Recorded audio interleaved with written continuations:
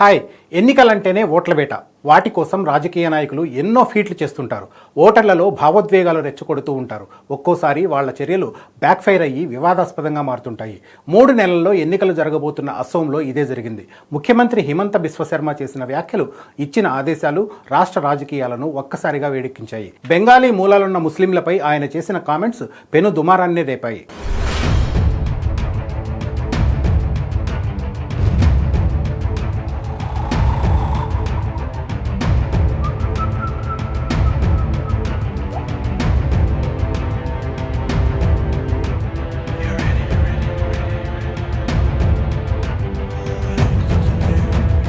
Assam assembly ఎన్నికలకు సమయం దగ్గర పడుతున్న కొద్దీ అధికార బీజేపీ ప్రతిపక్షాల మధ్య మాటల యుద్ధం తారస్థాయికి చేరుతుంది. ఈసారి స్వయంగా ముఖ్యమంత్రి అగ్గిరాజేశారు. బెంగాలీ మూలాలున్న ముస్లింలను టార్గెట్ చేసుకుని ఆయన వివాదాస్పద వ్యాఖ్యలు చేశారు. బీజేపీ కార్యకర్తల సమావేశంలో మాట్లాడిన ఆయన ఓటర్ల జాబితాలో నుంచి వాళ్ల పేర్లను తొలగించేందుకు పెద్ద ఎత్తున ఫిర్యాదులు చేయాలని పిలుపునిచ్చారు. వాళ్లకు అసోంలో ఓటు హక్కు ఉండకూడదని, వాళ్లు బంగ్లాదేశ్ వెళ్లి ఓట్లు వేసుకోవాలని వివాదాస్పద వ్యాఖ్యలు చేశారు. అసోం ఈశాన్య రాష్ట్రం కావడం, బంగ్లాదేశ్ సరిహద్దుల్లో ఉండడంతో వలసలు నిత్యం రాజకీయ వివాదాలకు కేంద్ర బిందువుగా మారుతుంటాయి. బంగ్లాదేశీ ముస్లింల వ్యవహారం కూడా ఇలాంటిదే. బ్రిటిష్ కాలంలో బంగ్లాదేశ్ సరిహద్దుల నుంచి వేలాది మంది ముస్లింలు అసోంకు వలస వచ్చారు. వీళ్ళందరూ వ్యవసాయ కూలీలుగా మారి అసోంలోనే సెటిల్ అయిపోయారు.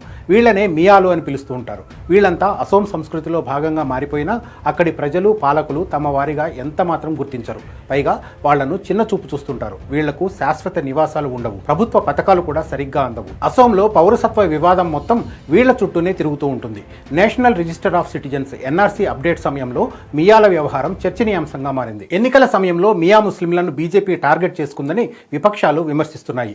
మియాలను ఇబ్బంది పెట్టండి అని స్వయంగా ముఖ్యమంత్రి పిలుపునివ్వడంపై తీవ్ర అభ్యంతరం వ్యక్తం చేస్తున్నాయి. రాష్ట్రంలో మతపరమైన చీలికలు తెచ్చేందుకు ప్రయత్నిస్తున్నారని ఏఐయుడిఎఫ్ నాయకులు మండిపడుతున్నారు. ఎన్నికల్లో లబ్ధి పొందేందుకే ఇలాంటి పోలరైజింగ్ టాక్టిక్స్ వాడుతున్నారని విపక్షాలు ఆరోపిస్తూ ఉన్నాయి. అయితే సీఎం హిమంత బిశ్వశర్మ మాత్రం తన వ్యాఖ్యలను సమర్థించుకుంటున్నారు. తన వ్యాఖ్యలు రాజకీయ ప్రేరేపితం కాదని, అవి దేశ రక్షణకు సంబంధించినవని చెప్తున్నారు. దీనికి మద్దతుగా ఆయన 2005 నాటి supreme court case Sarbananda Sonowal versus union of ఇండియాను గుర్తు చేస్తున్నాయి.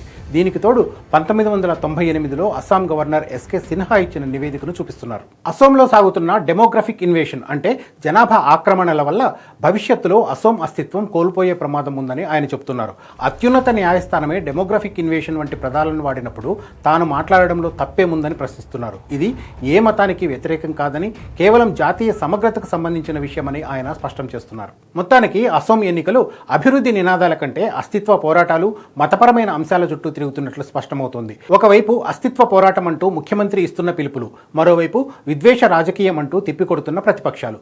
వీటిని అసోం ఓటర్లు ఎలా చూస్తారు, ఎవరిని గెలిపిస్తారు అన్నది తెలియాలంటే మే వరకు ఆగాల్సిందే.